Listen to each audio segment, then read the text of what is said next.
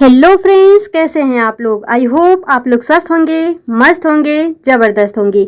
आज के इस वीडियो में हम डिस्कस करेंगे एनवीएस प्रीवियस ईयर पेपर। देखिए यहाँ पे हम डिस्कस करेंगे 2022 में पूछे हुए क्वेश्चन। 2022 में दो पेपर हुए थे, एक हुआ था 28 नवंबर को, एक हुआ था 29 नवंबर को। तो हम आज के वीडियो में डिस्कस करेंगे 29 नवंबर को जितने भी क्वेश्चन पूछे गए थे। तो देखिए एनवीएस में साइंस के 80 क्वेश्चन आते हैं। 80 क्वेश्चन में से 40 क्वेश्चन हम आज के वीडियो में डिस्कस करेंगे और जो 40 क्वेश्चन बचेंगे वो हम नेक्स्ट वीडियो में डिस्कस करेंगे। तो आपको एक्सप्लेनेशन का पता ही है कि हम जितने भी क्वेश्चन को डिस्कस करेंगे वो फुल एक्सप्लेनेशन के साथ में डिस्कस करेंगे। तो चलिए लेट ना करते हुए स्टार्ट करते हैं और देखते हैं हमारा फर्स्ट क्वेश्चन। तो यहाँ पे क्वेश्चन क्या है, two gases which can be used for the storage of fresh sample of an oil for a long time. तो यहाँ पे बोला जा रहा है, देखिए यहाँ पे हिंदी इंग्लिश दोनों में है तो आपको कोई दिक्कत नहीं होगा। किसी ताजे तेल के नमूने का लंबे समय तक भंडारण करने के लिए नीचे दी गई किन दो गैसों का उपयोग किया जा सकता है। तो यहाँ पे आपको बताना है कौन सी दो गैसेस ऐसी हैं जिनको हम ऑयल को स्टोर करने के लिए यूज कर सकते हैं। तो सबसे पहले देखिए, जब भी हम किसी कॉम्पिटिटिव एग्जाम को देते हैं तो वहाँ पे हमें चारों ऑप्शन को एक तरफ से पढ़ना जरूरी नहीं होता है।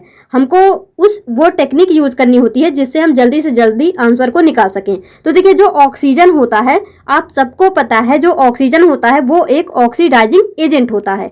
तो अगर वो ऑक्सीडाइजिंग एजेंट होता है तो वो किसी को भी ऑक्सीडाइज कर देगा। देखिए वो किसी को भी क्या कर देगा, ऑक्सीडाइज कर देगा। तो यहाँ पे हम ऑक्सीजन को यूज नहीं कर सकते हैं क्योंकि अगर हम ऑयल में ऑक्सीजन का यूज करेंगे तो वो उसको क्या कर देगा, ऑक्सीडाइज कर देगा। तो यहाँ पे देखिए दो ऑप्शन क्या हो जाएंगे, कट हो जाएंगे, ये हमारा आंसर नहीं है। अब हमको देखना है नाइट्रोजन एंड कार्बन डाइऑक्साइड या फिर नाइट्रोजन एंड हीलियम, दोनों में से बेस्ट क्या है। तो देखिए फ्रेंड्स, कार्बन डाइऑक्साइड को भी हम यहाँ पे स्टोरेज के लिए यूज नहीं करते हैं। तो यहाँ पे जो हमारा बेस्ट आंसर होगा वो होगा नाइट्रोजन एंड हीलियम। जो नाइट्रोजन होता है उसको आप देखेंगे, जो मतलब चिप्स का पैकेट आता है वो फूला फूला सा रहता है ना, तो उसमें जो है वो नाइट्रोजन गैस ही होती है। यानी चिप्स के पैकेट में जिस गैस का यूज करते हैं वो होता है हमारा नाइट्रोजन। और यहाँ पे देखिए जो हीलियम होता है, हीलियम क्या होता है, इनर्ट गैस होता है। आपने पीरियोडिक टेबल पढ़ा होगा और वहाँ पे आपने ये भी देखा होगा जो हमारा जीरो ग्रुप जिसको हम बोलते हैं उसी को इनर्ट गैस भी बोलते हैं। तो वहाँ पे कौन कौन सी गैसेस आती हैं, हीलियम, नियोन, हीमैन ने अर्ज कर जेनी। यानी यहाँ पे क्या हो जाएगा, हीलियम, नियान, आर्गन, क्रिप्टन, जेनन। ये कैसी गैसेस होती हैं, ये सब क्या होती हैं, ये इनर्ट गैसेस होती हैं। यानी ये किसी से भी रिएक्शन नहीं करती हैं। इस वजह से यहाँ पे हमारा बेस्ट आंसर क्या हो जाएगा, नाइट्रोजन एंड हीलियम। क्योंकि हीलियम क्या होता है, ये एक प्रकार का इनर्ट गैस होता है। यहाँ पे एक इंफॉर्मेशन और याद रखना आप, जो नाइट्रोजन और हीलियम होता है इसको हम कंबाइन रूप से क्या बोलते हैं, इसको हम बोलते हैं ब्लैंकेटिंग गैस। क्या बोलते हैं, ब्लैंकेटिंग गैस। तो इसको भी याद रख लेना। बाय द वे आपसे किसी भी एग्जाम में पूछ ले कि ब्लैंकेटिंग गैस कौन सा है तो आप क्या बोलेंगे वहां पे, नाइट्रोजन एंड हीलियम। दोनों ही क्या होते हैं, नॉन रिएक्टिव यानी इनर्ट होते हैं। तो ये पॉइंट आपको क्लियर हो गया होगा, ये क्वेश्चन भी समझ में आ गया होगा। तो चलिए बढ़ते हैं आगे अपने नेक्स्ट क्वेश्चन पे। नेक्स्ट क्वेश्चन क्या है, consider the following class of plant. तो यहाँ पे देखिए प्लांट के कुछ क्लासेस दिए गए हैं, bryophytes, gymnosperm, pteridophyta and thallophyta. तो यहाँ पे आपको बताना क्या है, classes of plants having specialised tissue for the conduction of water. यानी आपको ये बताना है कि इसमें से जो क्लासेस दी गई हैं कौन सी ऐसी क्लासेस है जिनमें कंडक्शन ऑफ वाटर होता है, यानी जहाँ पे पानी का संवहन होता है वो कौन सी क्लासेस हैं। तो देखिए फ्रेंड्स, जो ब्रायोफाइटा होता है और जो थैलोफाइटा होता है, थैलोफाइटा में क्या आता है हमारा, एल्गी। क्या आता है, एल्गी। तो जो एल्गी होता है या फिर ब्रायोफाइट्स होता है, यहाँ पे किसी भी प्रकार का जाइलम एंड फ्लोएम नहीं पाया जाता। और आपको इतना पता है कंडक्शन ऑफ वाटर के लिए यानी पानी के संवहन के लिए जाइलम की जरूरत पड़ती है। और अगर जाइलम ही नहीं होगा तो पानी का संवहन ही नहीं होगा। यानी यहाँ पे bryophyte and thallophyte, bryophyta and Thallophyta option क्या हो जाएंगे, रॉन्ग हो जाएंगे। और आप देखिए जो टेरिडोफाइट्स हैं, सबसे पहले जाइलम एंड फ्लोएम का जो डेवलपमेंट हुआ था वो हुआ था टेरिडोफाइटा में, यानी वेस्कुलर बंडल हम बोलते हैं किसको, जाइलम एंड फ्लोएम को। तो जाइलम एंड फ्लोएम सबसे पहले किस में आया था, वो आया था टेरिडोफाइट्स में। तो टेरिडोफाइटा एंड जिम्नोस्पर्म, टेरिडोफाइट के बाद क्या है, जिम्नोस्पर्म, जिम्नोस्पर्म के बाद क्या आया, एंजियोस्पर्म। तो टेरिडोफाइटा से जाइलम एंड फ्लोएम बना और वो आगे सब में है, यानी ब्रायोफाइटा, थैलोफाइटा को छोड़ के टेरिडोफाइटा, जिम्नोस्पर्म, एंजियोस्पर्म, इन सब में क्या है, वैस्कुलर बंडल, यानी जाइलम एंड फ्लोएम। इस वजह से इसको हम वैस्कुलर प्लांट भी बोल देते हैं। जैसे मान लीजिए आपसे पूछ ले कि बताइए इनमें से कौन सा वैस्कुलर प्लांट है, तो आप क्या बताएंगे, आप बताएंगे टेरिडोफाइटा एंड जिम्नोस्पर्म। लेकिन यहाँ पे डायरेक्टली पूछ लिया कि बताइए कंडक्शन ऑफ वाटर कौन करेगा, जिसमें जाइलम होगा। तो जाइलम किस में है, वो है हमारा जिम्नोस्पर्म और टेरिडोफाइटा में। तो यहाँ पे ऑप्शन क्या हो जाएगा, ए एंड डी तो रॉन्ग है, यानी ए ऑप्शन इसमें है ये भी नहीं होगा, ये इसमें है ये भी नहीं होगा, यहाँ पे डी है ये भी नहीं होगा। तो यहाँ पे हमारा राइट आंसर क्या हो जाएगा, बी एंड सी ओनली, यानी सेकेंड ऑप्शन यहाँ पे क्या हो जाएगा, राइट। सेकेंड ऑप्शन क्या हो जाएगा, राइट आंसर हो जाएगा, क्योंकि जो ब्रायोफाइट और थैलोफाइट है यहाँ पे किसी भी प्रकार का जाइलम एंड फ्लोएम नहीं पाया जाता। आई होप ये क्वेश्चन भी आपको क्लियर हो गया होगा। तो चलिए देखते हैं अपना नेक्स्ट क्वेश्चन। आप टेंशन मत लीजिए, आपको यहाँ पे अब मैं उस तरह से क्वेश्चन सॉल्व नहीं कराऊंगी कि पहले बायो फिर केमिस्ट्री फिर फिजिक्स, इस तरह से नहीं, सारे मिक्स क्वेश्चन होंगे। एक तरफ से हम एक एक क्वेश्चन को देखते जाएंगे। ये देखिए फिजिक्स का क्वेश्चन है। यहाँ पे क्वेश्चन क्या है, in the circuit shown the ratio of current I1 to I, यानी यहाँ पे देखिए I1 कहाँ पे है, यहाँ, और I का क्या है, यहाँ पे। तो आपसे पूछा जा रहा है in the circuit shown the ratio of current I1 to I is, यानी यहाँ पे I1 से I का जो रेशियो है वो क्या होगा। तो देखिए फ्रेंड्स, सबसे पहले आप देखिए जो रजिस्टर होता है वो दो प्रकार से कनेक्टेड होता है। एक तो होता है पैरेलली, एक होता है सीरीज में, यानी एक पैरेलली अरेंज होता है, एक होता है सीरीज में। तो आप यहाँ पे जब देखेंगे 10 ओम, 20 ओम एंड 60 ओम, ये किस में अरेंज है, ये अरेंज है पैरेलल। तो पैरेलल के लिए फॉर्मूला क्या होता है, पैरेलल के लिए फॉर्मूला होता है 1/RP, RP मतलब parallel, equal to 1/R1 plus 1/R2 plus 1/R3। तो देखिए अब यहाँ पे 10, 20, 60, तो 1/R1 की जगह आप 10 प्लस 1/20 प्लस 1/60। देखिए यहाँ पे जो मतलब स्पेस है थोड़ा कम है, तो हम जो भी वैल्यू यहाँ पे निकालते जाएंगे उसको एक साइड लिखते जाएंगे। तो अगर आपको नोट करना हो तो आप साथ साथ नोट कर लेना, क्योंकि अभी इसे हमें यहाँ से हटाना होगा आगे सॉल्व करने के लिए। तो यहाँ से जब आप इसको सॉल्व करेंगे, यहाँ पे एलसीएम लेंगे, उसके बाद जब सॉल्व करेंगे तो आपका जो वैल्यू आ जाएगा आरपी इक्वल टू 6 ओम। देखिए अगर आप बोलेंगे कि हम आपको एलसीएम लेके भी बता दें, मतलब पूरा कैलकुलेशन बता देंगे, वो भी बता देंगे, लेकिन अभी हम आपको डायरेक्ट बता रहे हैं क्योंकि ये सोच रहे हैं कि आपको एलसीएम पता होगा, एलसीएम किस तरह से निकालते हैं, मतलब इसको कैसे सॉल्व करना है ये आपको पता होगा। इस वजह से हम डायरेक्ट बता रहे हैं कि इसको सॉल्व करने के बाद कितना आएगा, 6 ओम। लेकिन अगर आप बोलेंगे कि हमको पूरा डिटेल में इसको भी सॉल्व करके बताइए तो ये भी बता देंगे, लेकिन कमेंट करके बता देना कि नहीं फुल एक्सप्लेनेशन दीजिए, इस तरह से आधा अधूरा। वैसे आधा अधूरा नहीं है, ये आपको कैलकुलेशन पता होगा। आप 10, 20, 60 का एलसीएम ले लेंगे, उसके बाद ऊपर नीचे मल्टीप्लाई करके उसको कट पीट करके जो भी आएगा वो आएगा आपका 6 ओम। तो देखिए यहाँ से हमने इसको जब सॉल्व करा, इस पार्ट को जब सॉल्व करा तो हमारी वैल्यू कितनी आ गई, 6 ओम, यानी आरपी कितनी आ गई, आरपी मतलब होता है, मतलब जो पैरेलली अरेंज है वो कितना आ गया, उसकी वैल्यू 6 ओम। अब देखिए आरपी इक्वल कितना आया, 6 ओम, यानी इस वैल्यू को सॉल्व करने के बाद हमने निकाला 6 ओम।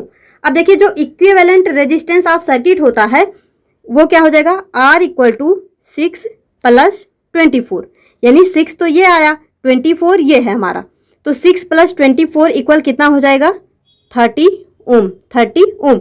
अब देखिए करंट इक्वल टू क्या होता है, करंट इक्वल टू आपने ये फॉर्मूला पढ़ा होगा, V इक्वल टू IR, ओम ला तो सबको पता होगा ना, तो V equal to IR।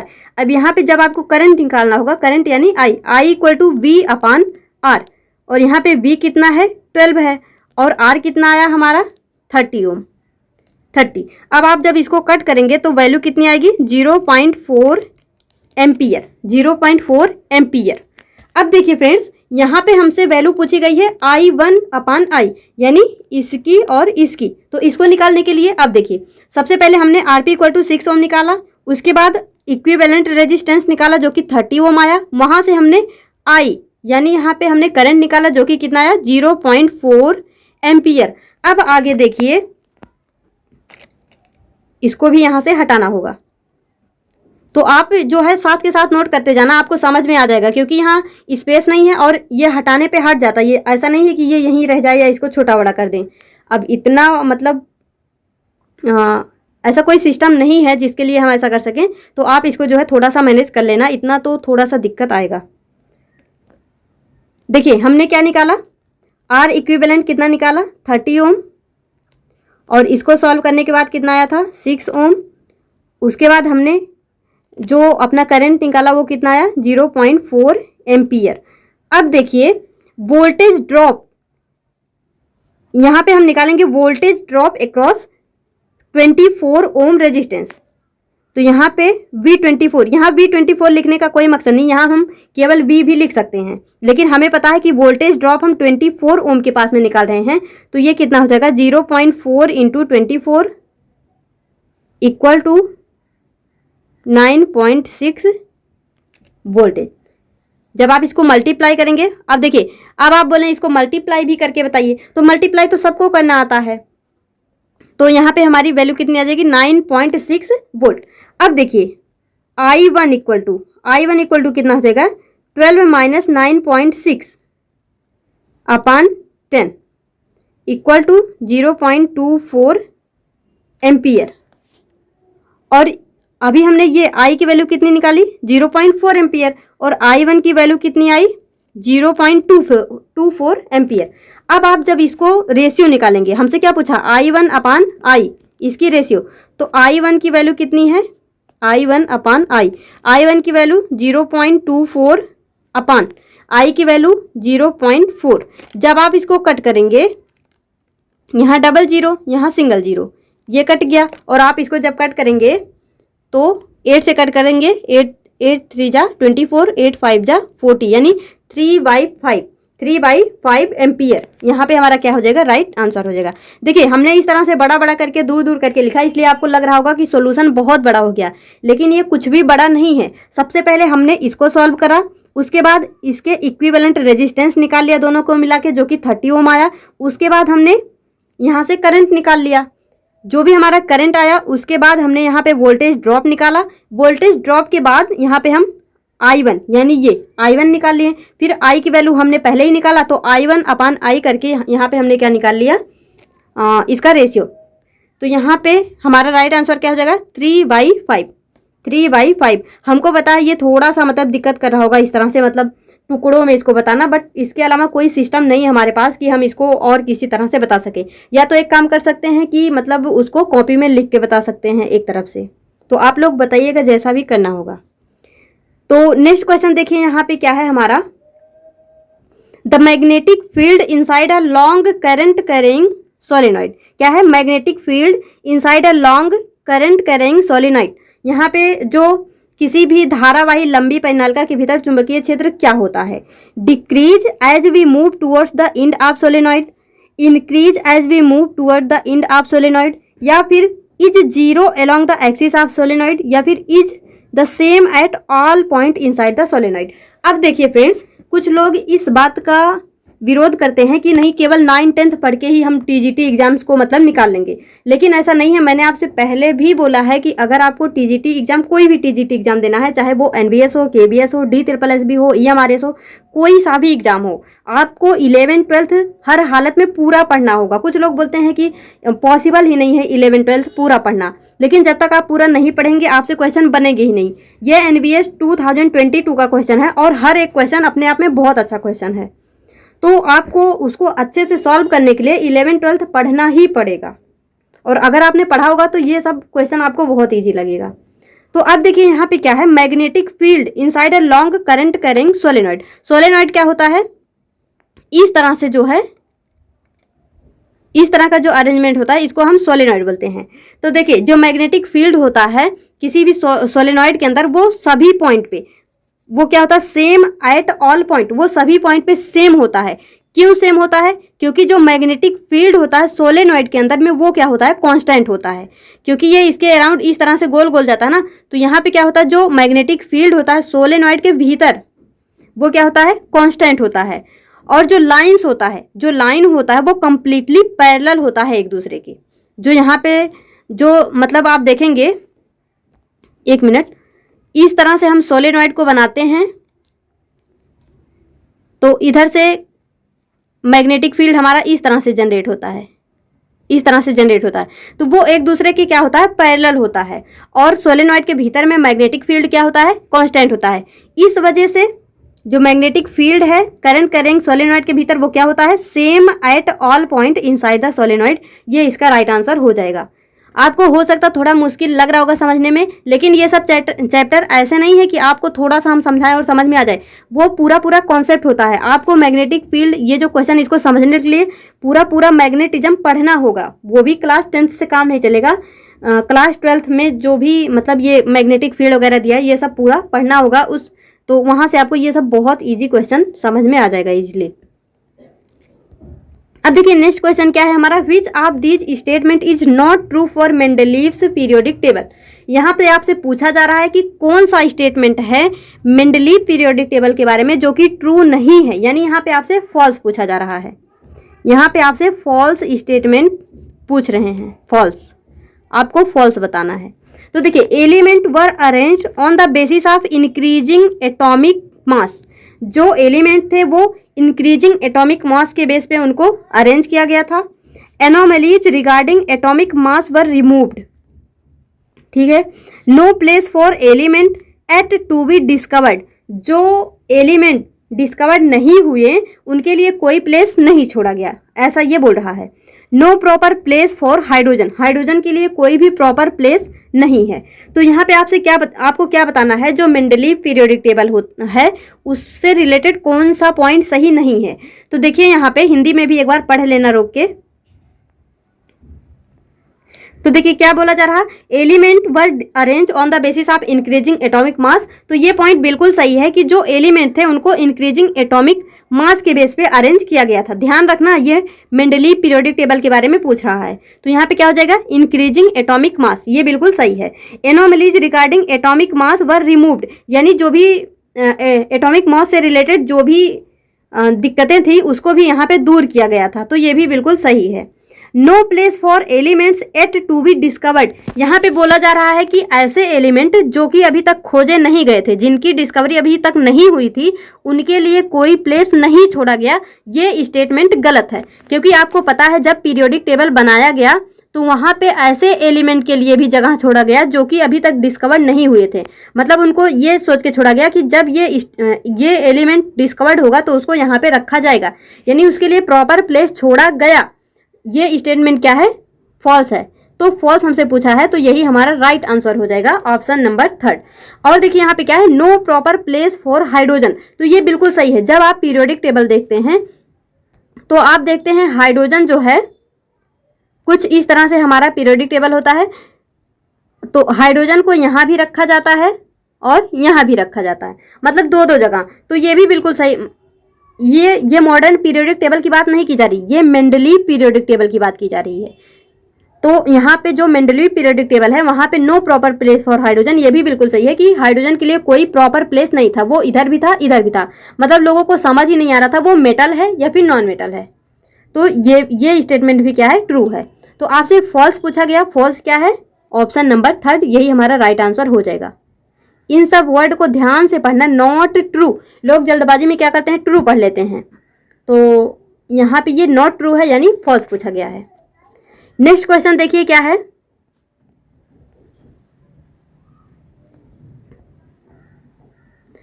Next question है, assuming that the change in temperature of a conductor is negligible during a change in current flowing through it, if the current flowing through the conductor is increased accidentally by 100%, the increase in the power dissipated in the conductor would be। अब देखिए, अगर आपको हिंदी में पढ़ना है पढ़ लीजिए, एक बार इसको पॉज कर दीजिए और पढ़ लीजिए। अब देखिए इसका सॉल्यूशन, तो देखिए यहाँ पे आपसे क्या बोला जा रहा है, सबसे पहले देखिए जो यहाँ पे आपसे पूछा गया है पावर डिसिपेटेड, यानी पावर डिसिपेटेड, पावर डिसिपेटेड का फॉर्मूला क्या होता है, P equal to I square R, P equal to I square R. अब देखिए आपसे क्या बोला जा रहा है, increase accidentally by 100%, current flowing through the conductor increase accidentally by 100%, यानी 100% से उसको क्या कर दिया गया, इंक्रीज कर दिया गया, यानी आई डैश जो न्यू करंट हो जाएगा वो कितना हो जाएगा, आई प्लस 100% ऑफ आई, क्योंकि उसको क्या कर दिया गया, 100% इंक्रीज कर दिया गया, आई प्लस 100% ऑफ आई।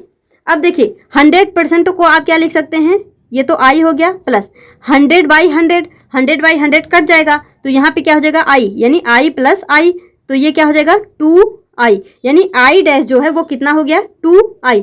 अब जो पावर डिसिपेटेड है तो ये तो हमारा हो गया formula P equal to I square R, लेकिन अब हमको न्यू वाला निकालना है कि जब उसमें 100% इंक्रीज कर दिया गया, यानी यहाँ पे P डैश हम निकाल लेंगे, P dash equal to I dash square R.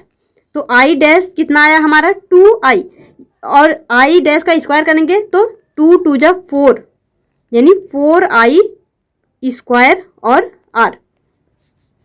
अब देखिए I square R, I square R की वैल्यू कितनी है P, आई स्क्वायर आर की वैल्यू कितनी है P, यानी यहां से P डैश इक्वल क्या आ जाएगा 4P।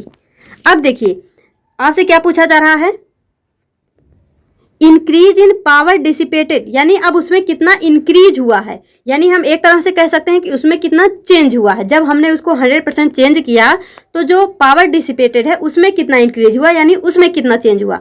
तो फॉर्मूला होता है पावर चेंज का, power change equal to P dash, यानी इस पावर चेंज का फॉर्मूला जो होता है वो होता है फाइनल, मतलब किसी भी चेंज, जब भी आपको चाहे वर्क पर एनर्जी में या कहीं भी चेंज निकालना हो तो आप क्या बोलते हैं, final minus initial upon initial. तो देखिए P डैश फाइनल है, P और P इनिशियल है, तो final minus initial upon initial, ये फॉर्मूला होता है चेंज का, जब भी कहीं पे चेंज होता है। तो यहाँ पे पावर चेंज है तो हम क्या करेंगे, फाइनल पावर और इनिशियल पावर, तो ये final power minus initial power upon initial power.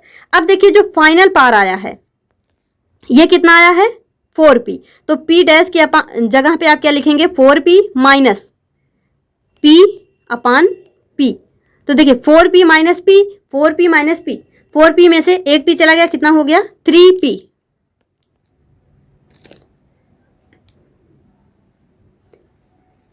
अब देखिए क्या होगा, परसेंटेज निकालना है, क्योंकि हमारी वैल्यू जो है वो परसेंटेज में दी गई है।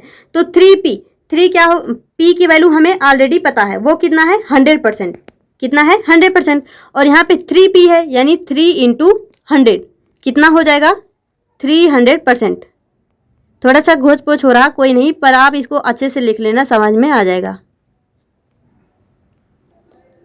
तो यहाँ पे हमारा राइट आंसर क्या हो जाएगा 300%। अगर समझ ना आए थोड़ा पीछे करके देखना, हमने यहाँ पे क्या किया, आपसे बोला गया था कि एक कंडक्टर है उसमें जो है करंट जो फ्लो कर रहा है उसको हमने अचानक से 100% इंक्रीज कर दिया। तो जब हम जो पावर डिसिपेटेड यहाँ पे आपसे पूछा गया कि इंक्रीज इन पावर डिसिपेटेड, तो पावर डिसिपेटेड का फॉर्मूला होता है P equal to I square R. तो आपसे पूछा गया कि मतलब इंक्रीज कितना होगा, यानी हमको न्यू वाला निकालना है, तो I dash equal to I plus 100% of I. तो यहाँ पे 100% को हम क्या लिखेंगे 100 अपॉन 100 जो कि 1 आ जाएगा। तो I plus I equal to 2i जो कि हमारा आई डैश यानी न्यू जो करंट है उसकी वैल्यू आ गई। अब यहाँ पे P डैश की वैल्यू हम निकालेंगे तो I dash square equal R, और यहाँ पे आई डैश की वैल्यू रखेंगे 2r का स्क्वायर यानी 2 2 जब 4i स्क्वायर आर। अब यहाँ पे आप देखेंगे इंक्रीज पूछा गया ना, इंक्रीज इन पावर डिसिपेटेड यानी वहाँ पे चेंज कितना हुआ है, इंक्रीज बोले या डिक्रीज यानी वहाँ पे चेंज कितना हुआ। तो पावर चेंज कितना हो जाएगा final minus initial upon initial. Final कितना आया 4P, इनिशियल कितना था P, 4P minus P upon P, इसको सॉल्व करेंगे आएगा 3P, और P की वैल्यू 100% दी गई है तो 3 इंटू 100 इक्वल टू 300%। ये हमारा क्या हो जाएगा राइट आंसर। अब देखिए नेक्स्ट क्वेश्चन क्या है, in our country the major problem in harnessing nuclear energy is of, यानी हमारे कंट्री में जब भी हम नाभिकीय ऊर्जा के दोहन करते हैं तो उसकी प्रमुख समस्या क्या है, converting nuclear energy into electrical energy, establishing nuclear reactor, या फिर स्प्लिटिंग ऑफ न्यूक्लियाई, या फिर safe disposal of spent fuel of reactor. तो देखिए जब भी मतलब हम नाभिकीय ऊर्जा के दोहन मतलब नाभिकीय ऊर्जा का जब दोहन करते हैं तो उसके लिए सबसे प्रमुख समस्या क्या है, ये पूछा गया है। Converting nuclear energy into electrical energy, तो ये तो मतलब इजीली कर लेंगे। इस्टेब्लिशिंग न्यूक्लियर रिएक्टर, इसको भी आसानी से मतलब नाभिकीय रिएक्टर का स्थापना करना है उसको भी आसानी से कर लेंगे। स्प्लिटिंग ऑफ न्यूक्लियाई, इसको भी आसानी से कर लेंगे। लेकिन सबसे मेजर प्रॉब्लम जो है कि जो भी वहाँ से कचरा निकला है, जो भी फ्यूल निकला है, उसका हम डिस्पोजल कहाँ पे करेंगे। मतलब आप देखते हैं ना कि इतने बड़े बड़े औद्योगिक कारखाने वगैरह लग जाते हैं, लेकिन क्या करते हैं, उसका कचरा सीधे सीधे नदियों में बहा दिया जाता है। उससे हमारी नदी क्या हो जाती है, प्रदूषित हो जाती है। तो यहाँ पे सबसे मेजर प्रॉब्लम ये है कि उसका सेफ डिस्पोजल कैसे किया जाएगा, जो भी फ्यूल वगैरह है। तो सबसे मेजर प्रॉब्लम क्या हो जाएगा, safe disposal of spent fuel of reactor, यानी उसके सेफ डिस्पोजल की सबसे बड़ी समस्या है कि उसको हम कहाँ पे छोड़ेंगे। नदियों में तो छोड़ नहीं सकते कि क्योंकि उससे पोल्यूशन हो जाएगा। तो ये तो इजी सा क्वेश्चन था, सबको समझ में आ गया होगा। नेक्स्ट क्वेश्चन देखिए क्या है, select from the following a medium having mass density and optical density both lesser than those of water. यहाँ पे पूछा जा रहा है एक ऐसा मीडियम बताइए जिसका mass density and optical density दोनों ही क्या है, वाटर से कम है। तो इसको डायरेक्टली याद रखना, ये है हमारा आइस। जो आइस होता है उसका मास डेंसिटी या फिर ऑप्टिकल डेंसिटी क्या होता है, वाटर से कम होता है। नेक्स्ट क्वेश्चन देखिए, consider the following statement. First statement क्या है, energy is essential for life process, यानी जो भी लाइफ प्रोसेस है उसके लिए ऊर्जा की आवश्यकता होती है। तो ये बिल्कुल सही है, यानी जो भी हमारे लाइफ प्रोसेस है, चाहे वो डाइजेशन है, रेस्पिरेशन है, सर्कुलेशन है, एक्सक्रीशन है, जो भी है वहाँ पे एनर्जी की ज़रूरत होती है, यानी energy is essential for life process बिल्कुल ट्रू है, ये क्या है, करेक्ट है। ऑर्गेनिज्म ग्रो विथ टाइम, यानी जो ऑर्गेनिज्म होते हैं वो टाइम के साथ साथ ग्रो करते हैं, तो ये भी सही है, ऑर्गेनिज्म जो है वो टाइम के साथ में ग्रो करते हैं। There is no movement of molecule among cell, यानी जो सेल होते हैं उनके बीच में मॉलिक्यूल का कोई भी मूवमेंट नहीं होता, ऐसा बोला जा रहा है। तो क्या ये ट्रू है, नहीं, ये बिल्कुल गलत है कि जो सेल होते हैं उनके बीच में कोई मूवमेंट नहीं होता, उनके बीच में मूवमेंट होता है। तो ये हमारा क्या हो जाएगा, फॉल्स।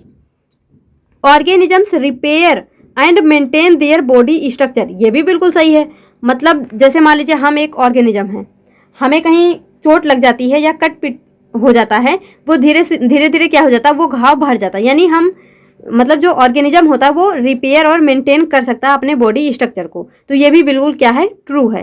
तो आपसे क्या पूछा गया है, द करेक्ट स्टेटमेंट, यहाँ पे क्या पूछा गया, द करेक्ट स्टेटमेंट, आपको करेक्ट स्टेटमेंट बताना है। तो करेक्ट स्टेटमेंट कौन कौन सा है, ए, बी एंड डी, सी वाला नहीं है। तो सी यहाँ पे है, ये भी नहीं है, सी यहाँ है, ये भी नहीं है। देखिए ए बी भी सही है, ए बी डी भी सही है, तो हम यहाँ पे केवल ए बी है तो इसको छोड़ देंगे और ये हमारा एकदम अच्छा वाला ऑप्शन हो जाएगा ए बी एंड डी, क्योंकि ये तीनों सही हैं। देखिए आजकल इस तरह के क्वेश्चन बहुत ट्रेंडिंग में है, मतलब स्टेटमेंट वाइज क्वेश्चन बहुत ज़्यादा पूछे जाते हैं, और अगर आपको किसी एक भी ऑप्शन में कन्फ्यूजन हुआ तो वो क्वेश्चन आपसे बन ही नहीं सकता। इस वजह से अब तो बहुत ही डिटेल में आपको पढ़ना चाहिए, तब जाके आप इस तरह के क्वेश्चन को ईजिली सॉल्व कर पाएंगे। तो ये क्वेश्चन भी आपको समझ में आ गया होगा। चलिए देखते हैं अपना नेक्स्ट क्वेश्चन। नेक्स्ट क्वेश्चन क्या है, aqueous solution of which one of the following carbon compound would have the maximum concentration of hydrogen ion।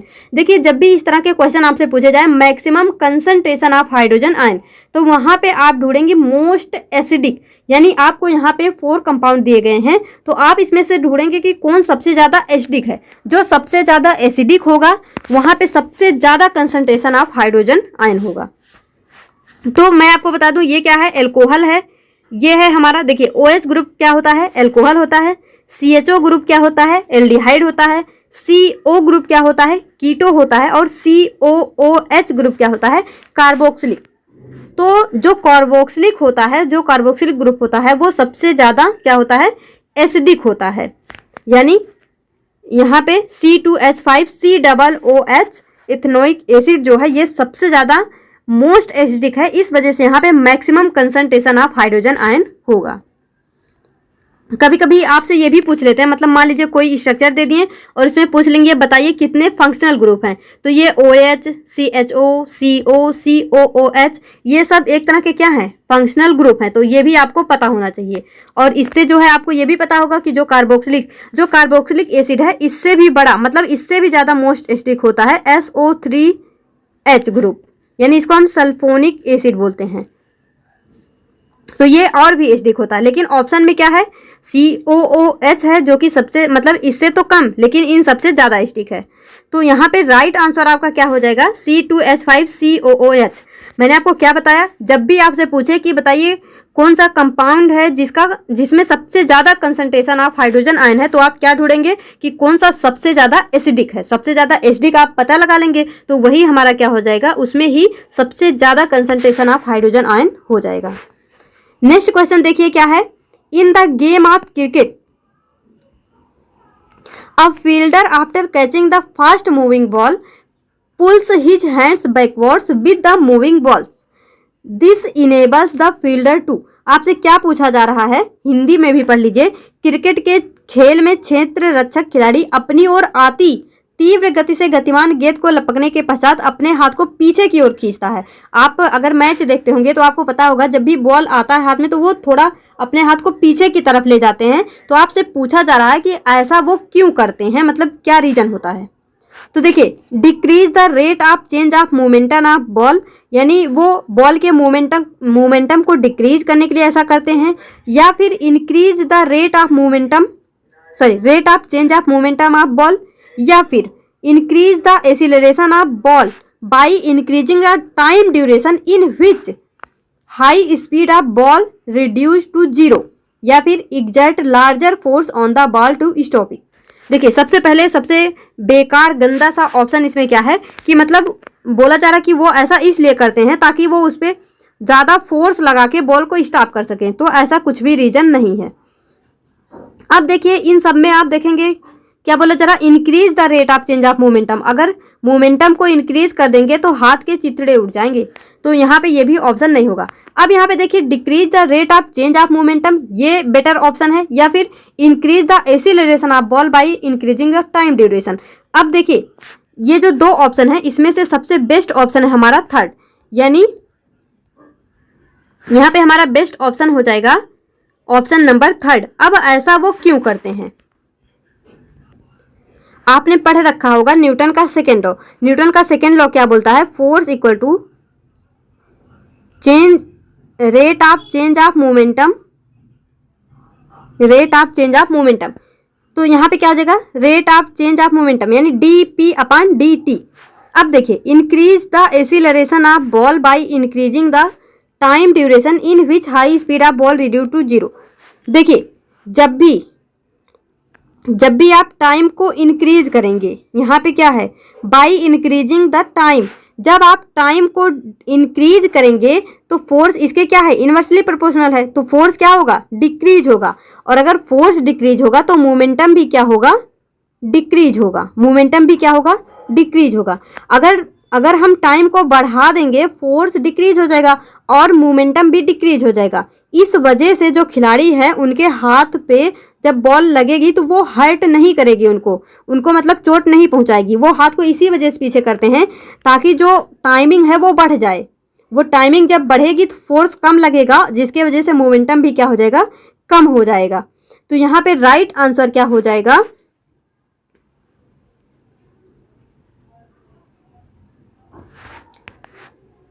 Increase the acceleration.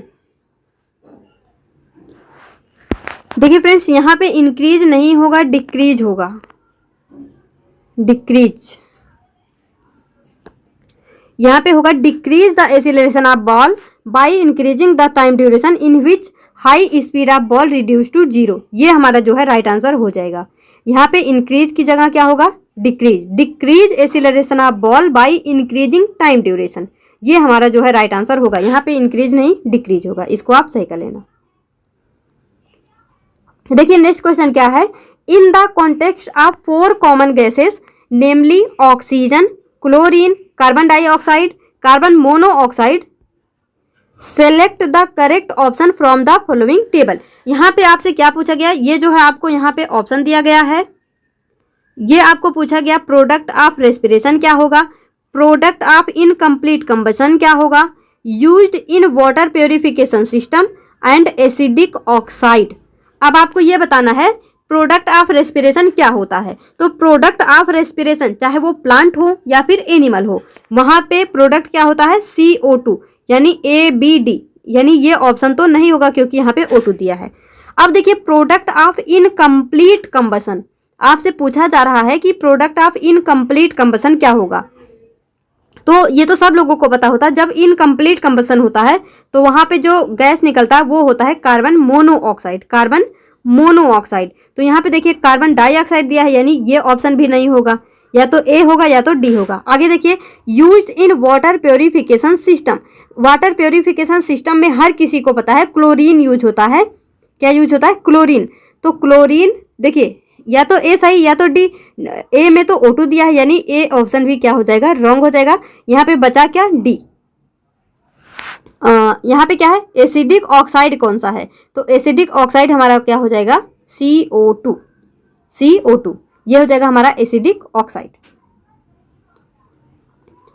देखिए मैंने आपको एक बार बताया था मॉब यानी जो मेटल ऑक्साइड होता है वो बेसिक होता है, और जो नॉन मेटल ऑक्साइड होता है, नॉन मेटल का जो ऑक्साइड होता है वो एसिडिक होता है। तो यहाँ पे कार्बन कार्बन कार्बन, वैसे तो मतलब इसको ऐसे ही याद कर लीजिए, अगर आपसे मतलब कई बार ये ट्रिक आपको यूज़ करना पड़ेगा। यहाँ तो खैर ऐसे ही दे दिया कि कार्बन मतलब हर जगह नॉन मेटल ही है, तो वैसे तो इन तीनों से ही हमारा ऑप्शन यहाँ पे मतलब यहाँ पे हमारा ऑप्शन एलिमिनेट हो गया था। तो देखिए हमने आपको क्या बताया, प्रोडक्ट ऑफ रेस्पिरेशन CO2 होगा, product of incomplete combustion CO होगा, use in water purification system chlorine होगा, एसिडिक ऑक्साइड CO2 होगा। तो यहाँ पे हमारा राइट आंसर क्या हो जाएगा, डी। क्या हो जाएगा, डी, डी यानी फोर्थ ऑप्शन क्या हो जाएगा, राइट आंसर हो जाएगा। आगे देखिए क्या है,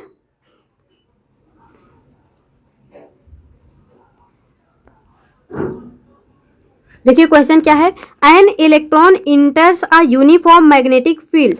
एक इलेक्ट्रॉन इस तरह से यहाँ दिखाया गया है, एक इलेक्ट्रॉन मैग्नेटिक फील्ड में इंटर करता है at right angle to it as shown, मतलब ये इसके बिल्कुल राइट एंगल पे क्या कर रहा है, इंटर कर रहा। The direction of force acting on the electron is, मतलब आपको यहाँ पे इलेक्ट्रॉन पर लगने वाले फोर्स का डायरेक्शन क्या होगा ये बताना है। तो मैग्नेटिक फील्ड का डायरेक्शन इधर है, तो देखिए यहाँ पे हम यूज करेंगे पाम रूल। जैसे मान लीजिए आप अपनी हथेली को इस तरह से रखिए कि इलेक्ट्रॉन के डायरेक्शन में क्या आए, आपका थंब आए, और जो उंगलियां हैं वो मैग्नेटिक फील्ड के डायरेक्शन में आए। और अब आप देखेंगे जो आपका पाम है वो नीचे की साइड में क्या कर रहा है, मतलब आपके पाम की डायरेक्शन नीचे की साइड में है। तो जो आपका थंब है वो इलेक्ट्रॉन के डायरेक्शन में है, जो आपके फिंगर्स हैं वो मैग्नेटिक फील्ड के डायरेक्शन में हैं, और आपका जो पाम है वो ग्राउंड के डायरेक्शन में यानी डाउनवर्ड है। तो इस तरह से हम इसका डायरेक्शन बताते हैं। वैसे ये आगे से बताने में आसानी होता, वैसे हमने फिगर बना दिया, आपको समझ में आ जाना चाहिए। तो यहाँ पे क्या हो जाएगा, क्या पूछा गया है, direction of force acting on the electron, तो वो क्या हो जाएगा, वर्टिकली डाउनवर्ड, वर्टिकली डाउनवर्ड यानी नीचे। नेक्स्ट क्वेश्चन देखिए क्या है, growth of pollen tube towards ovule within stylar tissue is due to, यानी जब जो ग्रोथ ऑफ पोलन ट्यूब होता है ओव्यूल के स्टाइलर के भीतर, तो वहाँ पे क्या होता है, कीमोट्रोपिज्म, जियोट्रोपिज्म, हाइड्रोट्रोपिज्म या फिर फोटोट्रोपिज्म।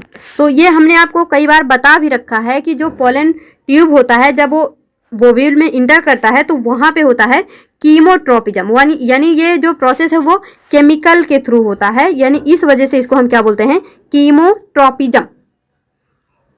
और देखिए जियोट्रॉपिज्म क्या है, देखिए हाइड्रोट्रॉपिज्म क्या है, जब पानी के माध्यम से, यानी जब यहाँ पे ग्रोथ पानी के माध्यम से होता तो उसको हम हाइड्रोट्रॉपिज्म बोल देते हैं। और जियोट्रॉपिज्म क्या होगा, जहाँ पे ग्रेविटी की वजह से ग्रोथ होगा। और फोटोट्रॉपिज्म क्या होगा, जहाँ पे सनलाइट की वजह से ग्रोथ होगा। सनलाइट की वजह से किसका ग्रोथ होता है, आप देखेंगे जैसे मान लीजिए ये एक पौधा है, ठीक, तो यहाँ पे जो रूट होता है, रूट किधर जाता है, नीचे की साइड में, यानी वो नीचे की साइड में ग्रेविटी के वजह से जाता है। इस वजह से इसको हम जियोट्रॉपिज्म, यानी आपसे ये भी क्वेश्चन कई बार पूछा गया है कि जो रूट होता है वो क्या शो करता है, तो वो शो करता है जियोट्रॉपिज्म।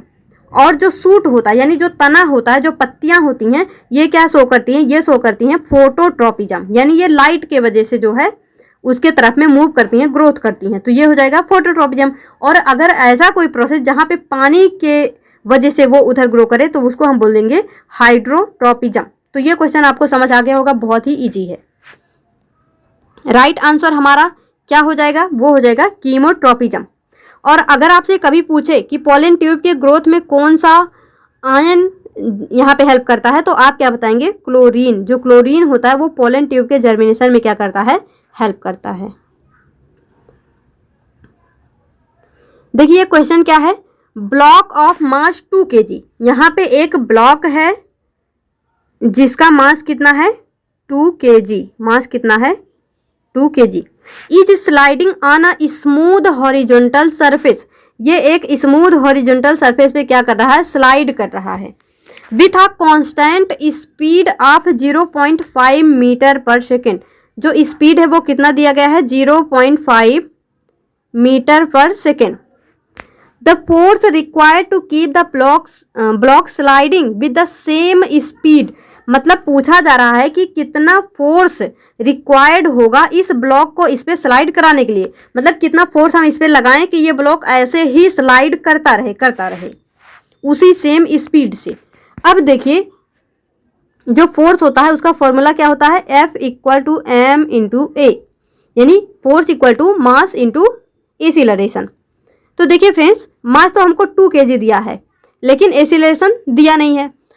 और देखिए जब हम बात करते हैं कांस्टेंट स्पीड की, हमने आपको ये ऑलरेडी भी बताया है, जब भी कोई बॉडी कांस्टेंट स्पीड से मूव कर रही है यानी उस पर कोई भी एक्सीलरेशन नहीं लग रहा है। अगर हम एक्सीलरेशन लगाते हैं यानी उसको धक्का देते हैं तो वो और तेजी से बढ़ता है, या फिर उसको हम खींच लेते हैं तो वो थोड़ा स्लो हो जाता है। लेकिन यहाँ पे क्या है, कांस्टेंट स्पीड से जा रहा है, यानी यहाँ पे कोई भी एक्सीलरेशन हम उसको नहीं दे रहे हैं, यानी एक्सीलरेशन क्या हो जाएगा, जीरो। एक्सीलरेशन क्या हो जाएगा, जीरो। मास 2 kg दिया है, एक्सीलरेशन क्या हो गया, जीरो, यानी यहाँ पे ओवरऑल फोर्स कितना आ गया, जीरो। तो आंसर क्या हो जाएगा, जीरो। देखिए यहाँ बहुत ही इजी क्वेश्चन है ये आप मतलब इस तरह से आपको लिखने की ज़रूरत ही नहीं थी। आप सिंपल सा दिमाग लगाइए कि मतलब एक कोई ब्लॉक है वो स्लाइड कर रहा है, बोला जा रहा है कि कांस्टेंट स्पीड से वो जा रहा है, उसको उसी स्पीड में बनाए रखने के लिए कितना फोर्स की ज़रूरत है। फोर्स तो तब चाहिए होता जब वहाँ पे कोई एक्सीलरेशन होता, लेकिन यहाँ पे तो कांस्टेंट स्पीड की बात की है, यानी यहाँ पे किसी भी प्रकार का एक्सीलरेशन नहीं है, यानी यहाँ पे कोई भी फोर्स की ज़रूरत नहीं है। वो ब्लॉक उसी स्पीड से ऐसे ही स्लाइड करता रहेगा। आई होप ये क्वेश्चन भी आपको क्लियर हो गया होगा। देखते हैं नेक्स्ट क्वेश्चन। नेक्स्ट क्वेश्चन क्या है, which of the following is a heterogeneous mixture. यहाँ पे आपसे पूछा जा रहा है कि हेट्रोजीनियस मिक्सचर कौन सा है। फर्स्ट ऑप्शन क्या है, an aqueous solution of ferrous sulphate, या फिर an alloy of iron nickel and carbon, या फिर a mixture of sulphur sodium chloride powder, या फिर a mixture of hydrogen oxygen and nitrogen gases. आपसे क्या पूछा जा रहा है, हेट्रोजीनियस मिक्सचर कौन सा है। तो देखिए सबसे पहले अगर आप बात करें एलॉय की, जो एलॉय होता है वो या फिर मेटल या फिर नॉन मेटल या फिर मेटल नॉन मेटल से मिलाकर बनाया जाता है। जो एलॉय होता है वहाँ पे जब भी हम मेटल या नॉन मेटल जो भी लेते हैं उसका एक इक्वल कंपोजिशन रखते हैं। मतलब मान लीजिए आपको हमने एक बर्तन दिया, एक पॉट दिया, ये किसी एलॉय का बना हुआ, मान लीजिए इसमें जो है कॉपर प्लस सिल्वर मिला है, मान लीजिए थोड़ा देर के लिए कि कॉपर प्लस सिल्वर यहाँ पे मिला हुआ है, तो इसके कंपोजिशन को आप देख के नहीं बता सकते हो कि इस पॉट में कहाँ पे कॉपर है कहाँ पे सिल्वर है, वो आप देख के नहीं बता सकते। जो एलॉय होता है वो एक प्रकार का होमोजीनियस मिक्सचर होता है। आपसे हेट्रोजीनियस पूछा है तो ये ऑप्शन नहीं होगा। नेक्स्ट देखिए, अ mixture of hydrogen oxygen nitrogen. अगर हम बात करें हवा की यानी एयर की, तो उसमें भी बहुत सारी गैसेस होती हैं, लेकिन वो आपको दिखाई नहीं देती हैं। ऐसा नहीं है कि अगर हवा चल रहा है तो आप देख के बता दो कि ये रहा हाइड्रोजन, ये रहा ऑक्सीजन, ये रहा नाइट्रोजन। इस तरह से आप उसको देख नहीं सकते हैं। यानी हवा में आप hydrogen oxygen nitrogen in gases को देख नहीं सकते हैं। ये मिक्सचर तो है कई गैसेस का, लेकिन कैसा मिक्सचर है? हेट्रोजीनियस मिक्सचर है, सॉरी होमोजीनियस मिक्सचर है। इस वजह से इसको हम देख नहीं पा रहे हैं कि कहाँ पे हाइड्रोजन कहाँ पे ऑक्सीजन, वो एक दूसरे में मिला हुआ है। तो ये भी हमारा ऑप्शन जो है वो करेक्ट नहीं होगा। अब देखिए, an aqueous solution of ferrous sulphate. जब आप फेरस सल्फेट को किसी मतलब पानी में घोल देते हैं तो उसको हम क्या बोलेंगे? Aqueous solution of ferrous sulphate. तो ये भी हमारा क्या होता है? होमोजीनियस मिक्सचर, यानी ये भी हमारा ऑप्शन नहीं होगा। अब देखिए क्या है, अ मिक्सचर ऑफ सल्फर। मान लीजिए आपने सल्फर लिया और क्या ले लिया? Sodium chloride, sodium chloride powder यानी नमक। इन दोनों को मिक्स कर देंगे तो आप इजीली जो है सल्फर और नमक को देख पाएंगे। ये दोनों एक दूसरे में मिक्स नहीं होंगे। मैं आपको एक एग्जांपल देती हूँ। मान लीजिए मैंने जो है बनाना ले लिया और मैंगो ले लिया, उसका पल्प निकाल लिया, दोनों के मिक्सर में एक साथ में उसको ग्राइंड कर दिया। अब जो है आप देख के नहीं बता पाएंगे कहाँ पे बनाना है कहाँ पे मैंगो है, मतलब उसके पल्प को आप डिफ्रेंशिएट नहीं कर पाएंगे। वो दोनों एक दूसरे में मिक्स हो गया, होमोजीनियस मिक्सचर बन गया। लेकिन अगर आप बनाना को और मैंगो को ऐसे ही साथ में रख दीजिए तो आप इजीली बता लेंगे ये बनाना है ये मैंगो है। तो उसी तरह से मतलब जो हमको इस तरह से साफ साफ दिखाई दे अलग अलग, तो वो होता है हमारा हेट्रोजीनियस मिक्सचर। जैसे आप देखेंगे पानी में मिट्टी घोल दीजिए, पानी में क्या कर दीजिए आप? मिट्टी घोल दीजिए, तो आपको पानी के अंदर में मिट्टी दिखती है। लेकिन अगर पानी में चीनी घोल दीजिए तो वो चीनी पानी के अंदर दिखाई नहीं देती है। यानी पानी और चीनी का मिक्सचर क्या हो गया? होमोजीनियस। लेकिन पानी और मिट्टी का मिक्सचर क्या हो गया? हेट्रोजीनियस। तो आपसे हेट्रोजीनियस मिक्सचर पूछा है तो वो यहाँ पे हमारा राइट आंसर हो जाएगा option number 3, a mixture of sulphur and sodium chloride powder. ये हमारा क्या होगा? Heterogeneous mixture. नेक्स्ट क्वेश्चन देखिए आप इसको पॉज करके हिंदी में भी पढ़ सकते हैं। नेक्स्ट क्वेश्चन है, the part of alimentary canal which receives bile from the liver is. यानी यहाँ पे आपसे पूछा जा रहा है कि एलिमेंट्री कैनाल का कौन सा पार्ट है जो कि बाइल को रिसीव करता है लीवर से। तो इसको आप याद रखेंगे, वो है हमारा स्मॉल इंटेस्टाइन। जो स्मॉल इंटेस्टाइन होता है ये रिसीव करता है बाइल को लीवर से, तो इसको आप याद रखेंगे। नेक्स्ट क्वेश्चन देखिए, select the correct statement from the following. आपसे क्या पूछा जा रहा है? In an ion the number of electron and proton is same. मैंने आपको ये कॉन्सेप्ट बहुत बार बताया, बहुत बार। सेकेंड देखिए, in an ion the number of electron and neutron is same. In an ion the number of electrons and protons can never be equal. In an ion the number of protons and neutrons is always same.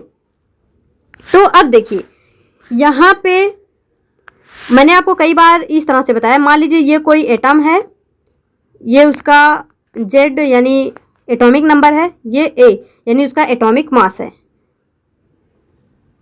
इस तरह से ये वाला concept मैंने आपको कई बार बताया है।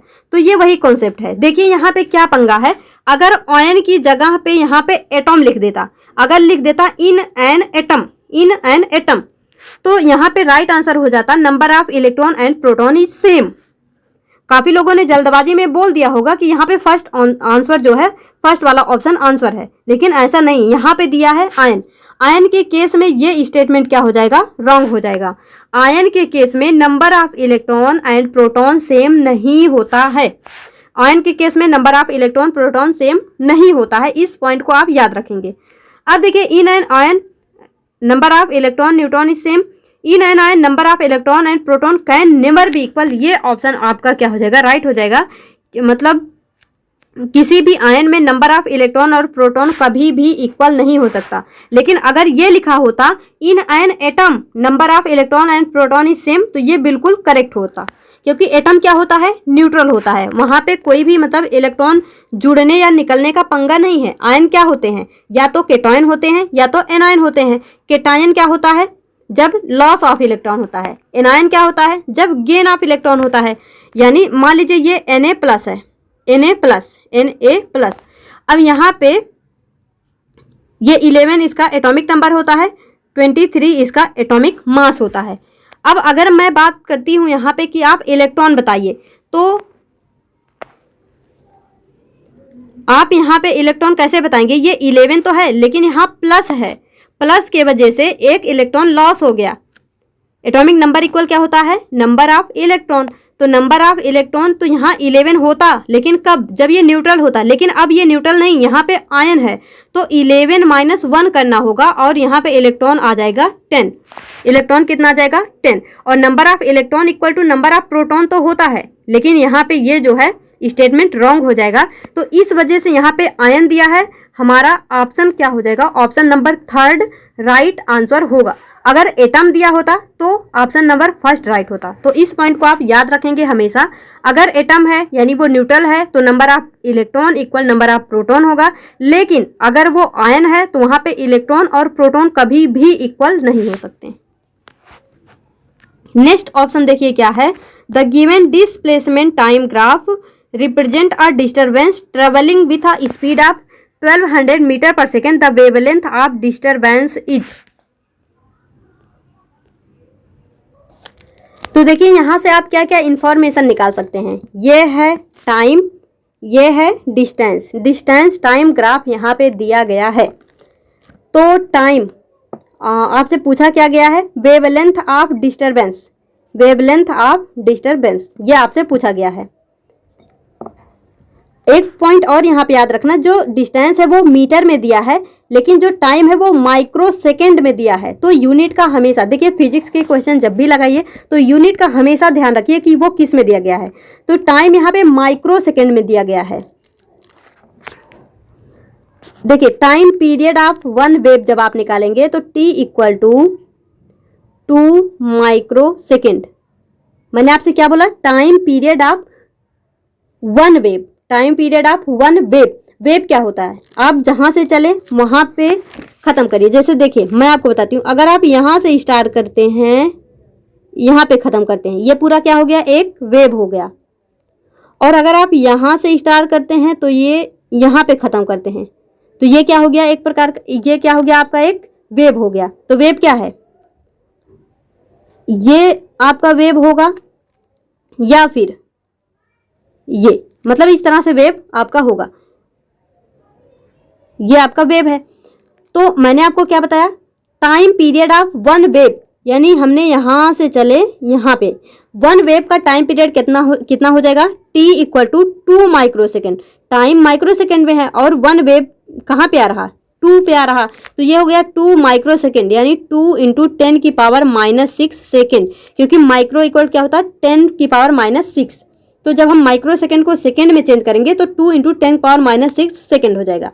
अब देखिए यहाँ पे एक फॉर्मूला होता है, lambda equal to v upon F, lambda equal to v upon F, और 1 अपान एफ, मान लीजिए इसको हम v इंटू 1 अपान एफ इस तरह से लिखते हैं।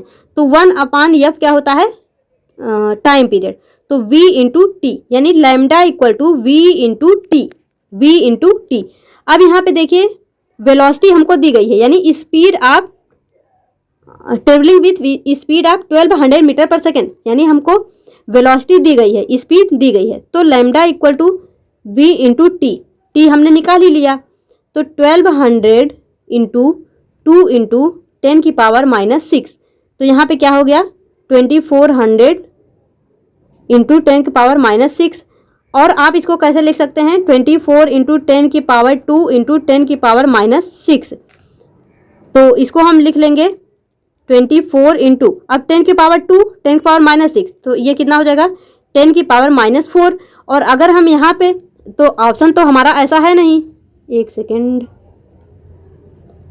हाँ ऑप्शन तो हमारा ऐसा है नहीं, यहाँ पे पॉइंट में है, तो हम क्या करेंगे, जो 24 है वहाँ पे 2.4 लगाएंगे, और जब हम पॉइंट लगाएंगे तो यहाँ पे ये 10 की पावर -3 हो जाएगा। तो क्या हो जाएगा राइट आंसर, 2.4 इंटू 10 की पावर -3, ये हमारा राइट आंसर हो जाएगा। तो ये क्वेश्चन भी आपको समझ में आया होगा। देखिए क्या है, हमको यहाँ पे स्पीड दिया हुआ था, स्पीड दिया है और टाइम हम यहाँ से निकाल लेंगे, और डिस्टेंस दिया है तो उसका कोई मतलब यहाँ पे मतलब है नहीं। तो टाइम हो गया और वेलोसिटी हो गई, यानी स्पीड हो गया। अब यहाँ पे जो वेवलेंथ होता है उसका फॉर्मूला होता है v/f। 1/f को टाइम पीरियड लिखते हैं क्योंकि यहाँ पे हमको टाइम पता है। मान लीजिए अगर हमको फ्रीक्वेंसी पता होता तो हम यहाँ तक जाते ही नहीं, हम डायरेक्ट v/f लगा लेते हैं। लेकिन हम क्या देखते हैं फिजिक्स के क्वेश्चन में कि हमको क्या दिया है, क्या पूछा है, उस हिसाब से हम फॉर्मूला को क्या करते हैं, मॉडिफाई करते हैं। मतलब यहाँ पे हमने इसको मॉडिफाई किया क्योंकि हमको पता है कि हमको टाइम पीरियड दिया है, और यहाँ पे 1/f तो दिया नहीं, तो 1/f equal to time period होता है, और v यहाँ पे दिया है तो v इंटू टी कर देंगे। और देखिए इतने से ही काम नहीं चलेगा कि आपने इसको मल्टीप्लाई कर लिया। अब आप देखेंगे कि ऑप्शन में क्या है। बहुत लोग सोचते हैं कि मतलब 24 इंटू 10⁻⁻4 आ रहा है, हो सकता है ये पॉइंट का मिस्टेक होगा, 10.4 हमारा आ ही रहा, हो सकता है ये वाला ऑप्शन करेक्ट होगा, लेकिन ऐसा नहीं है, ये रॉन्ग है। हम इसको यहाँ पे जब पॉइंट लगाएंगे तो 10⁻⁴ जो है वो 10⁻³ हो जाएगा। आई होप ये क्वेश्चन भी आपको समझ में आया होगा। राइट आंसर हमारा क्या हो जाएगा, 2.4 इंटू 10⁻³ अगर आप हिंदी में भी पढ़ना चाहें तो इसको पढ़ सकते हैं। नेक्स्ट क्वेश्चन देखिए क्या है। यहाँ पे क्वेश्चन में क्या दिया गया है, an object is thrown vertically upward. किसी एक ऑब्जेक्ट को ऊपर की तरफ में क्या किया गया, फेंका गया या उछाला गया, with a speed of 20 metre पर second. If the air resistance is negligible, the greatest height to which this object would rise. यानी आपसे यहाँ पे हाइट पूछा गया है और दिया क्या है। सबसे पहले आप लिखिए कि दिया क्या है। An object is thrown vertically. जब भी आपसे ये पूछे कि कोई ऑब्जेक्ट को ऊपर की तरफ में क्या किया गया, फेंका गया, तो आपने उसको फेंका, यानी यहाँ पे जो भी स्पीड दिया है वो आपको इनिशियल वेलोसिटी दी है। इनिशियल वेलोसिटी होती है u, u इक्वल टू कितना दिया है, 20 मीटर पर सेकेंड। और देखिए जब भी मान लीजिए आप बॉल को उछालेंगे तो एक समय पे आप देखेंगे कि बॉल जाके ऊपर रुक जाएगी, मतलब चाहे वो 1 सेकेंड के लिए रुके, लेकिन जब आप बॉल को ऊपर उछालेंगे तो वो रुकेगी, उसके बाद नीचे आएगी, यानी उसकी फाइनल वेलोसिटी क्या हो जाएगी, 0। जब बॉल रुकेगी तो उसकी फाइनल वेलोसिटी कितनी हो गई, 0।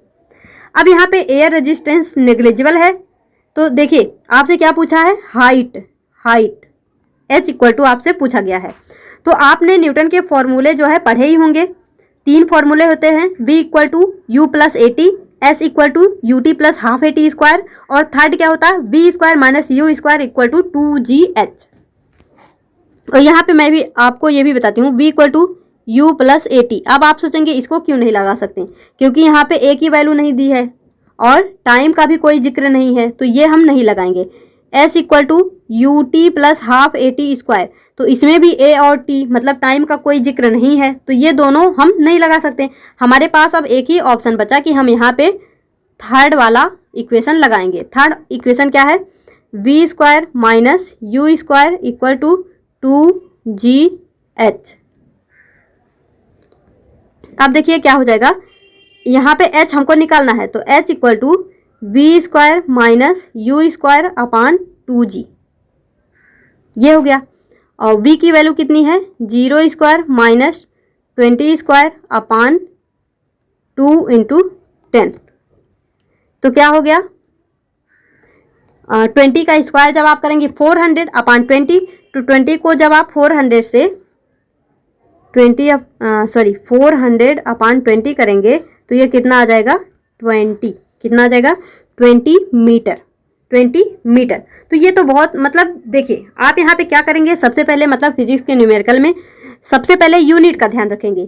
तो यूनिट यहाँ पे 10 मीटर पर सेकेंड स्क्वायर दिया था, मतलब ऐसा कोई वो था नहीं कि मतलब एक ही तो वैल्यू दी है, वो भी मीटर पर सेकेंड, जो कि एसआई यूनिट है, तो यहाँ पे यूनिट का कोई झोल था नहीं। जो भी दिया था वो हमने लिख लिया, यहाँ पे कौन सा फॉर्मूला लगेगा उसको लगाया और हमने अपनी वैल्यू को निकाल लिया। नेक्स्ट क्वेश्चन देखिए क्या है,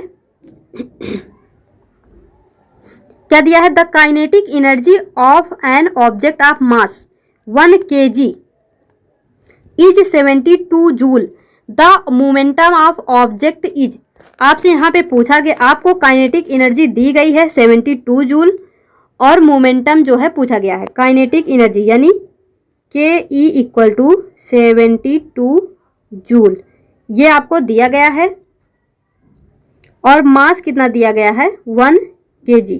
मास कितना दिया गया है 1 kg। अब देखिए जो मोमेंटम और काइनेटिक एनर्जी होता है इसमें एक रिलेशन होता है। वो रिलेशन होता है kinetic energy equal to P square by 2m, P square by 2m। और यहाँ पे आप लिख सकते हैं P इक्वल टू मतलब पी स्क्वायर इक्वल टू आप लिख सकते हैं के ई इंटू 2m, इस तरह से लिख सकते हैं। और जब आप स्क्वायर हटाएंगे तो इधर आप क्या लगाएंगे रूट, आप रूट लगाएंगे। और के ई की वैल्यू कितनी दी है 72 और यहाँ पे 2 है ही और m की वैल्यू यानी मास कितना दिया है 1। तो यहाँ पे क्या हो जाएगा 2 2 जा 4, 2 7 जा 14। तो यहाँ पे कितना हो गया रूट 144 और इसकी वैल्यू कितनी होती है 12 kg मीटर पर सेकेंड। kg क्यों? क्योंकि यहाँ पे दिया गया था मास कितना था 1 kg और काइनेटिक एनर्जी जूल में होता ही है। तो यहाँ पे क्या हो जाएगा kg इंटू मीटर पर सेकेंड। तो राइट आंसर क्या हो जाएगा 12 kg मीटर पर सेकेंड। अब देखिए आप सोचेंगे ये जो फॉर्मूला है ये कहाँ से आया। आपने ये पढ़ा होगा ना K E kinetic energy equal to half mv square. आपने ये पढ़ा है kinetic energy equal to half mv square. अब आपने ये भी पढ़ा होगा p इक्वल टू mb यानी momentum equal to mass into velocity. अब आप क्या करेंगे यहाँ पे मास से ऊपर नीचे गुणा कर दीजिए। क्वेश्चन हमारा सॉल्व हो चुका है। मैं ये बता रही हूँ ये डेरिवेशन इसका कि मतलब ये फॉर्मूला आया कहाँ से। सबको पता होता है p equal to mb, K E यानी kinetic energy equal to half mv square, ये हमको रटा होता है। लेकिन ये फॉर्मूले पे क्वेश्चन बहुत बार पूछा जाता है तो इसको भी समझ लीजिए। K equal to half mv square हो गया, हमने ऊपर नीचे m से मल्टीप्लाई कर दिया। अब यहाँ पे क्या हो गया हाफ m दोनों मल्टीप्लाई होगा m स्क्वायर v स्क्वायर बट्टे m। अब देखिए p इक्वल टू mb होता है तो m स्क्वायर v स्क्वायर है यानी ये क्या हो जाएगा p स्क्वायर। तो यहाँ पे क्या हो गया half p square by m। तो यही हमने यहाँ पे निकाला है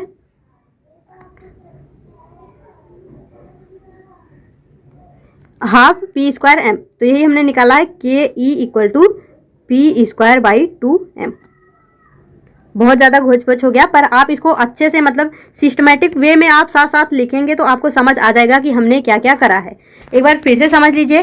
काइनेटिक एनर्जी आपको दी गई है 72 जूल, मास दिया गया है 1 kg, मोमेंटम आपसे पूछा गया है। काइनेटिक एनर्जी और मोमेंटम में क्या रिलेशन होता है, kinetic energy equal to momentum का स्क्वायर अपॉन 2m। और यहाँ पे आप मोमेंटम यानी पी स्क्वायर इक्वल क्या लिखेंगे के ई 2m जाके इधर मल्टीप्लाई हो जाएगा,